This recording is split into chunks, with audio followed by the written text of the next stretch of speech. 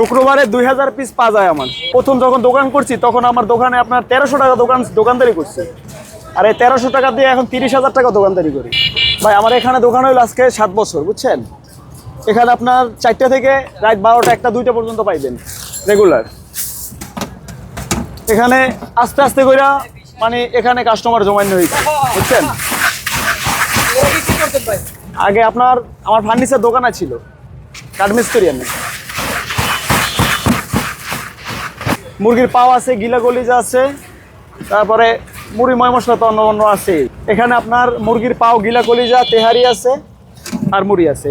ভাই এখানে আমার ভ্যারাইটিস অনেক পদের মশলা আছে। 10 টাকার মুড়ি দেই না, কিন্তু পার্সেল নিলে 10 টাকা করে দেই। 14টা প্যাকেট 10 টাকা করে বানাইতেছি। এটা রেগুলার 14টা 20-25টা একবারে পার্সেল হয়, 50টাও পার্সেল হয় একবারে। এটা আপনার 1 পিস গিলা 1 পিস কলিজা দিয়ে খাইলে 40 টাকা, বা শুধু কলিজা বা গিলা দিয়ে খাইলে 30 টাকা। 2 পিস পা দিয়ে একটা মুড়ি 30 টাকা, 3 পিস দিয়ে 40 টাকা।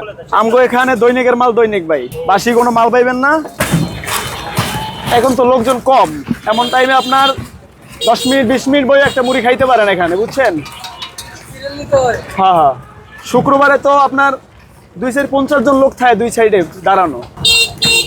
আপনার বৃহস্পতিবার যাই হইলে আপনার ধরেন 20 কেজি মুড়ি যায়, শুক্রবারে আপনার 30-35 কেজি। তাছাড়া এবার এসে আপনার যাইয়া 15 কেজি 16 কেজি যায়। কেরানীগঞ্জ, গুদারাঘাট, পূবালী ব্যাংকের নিচে।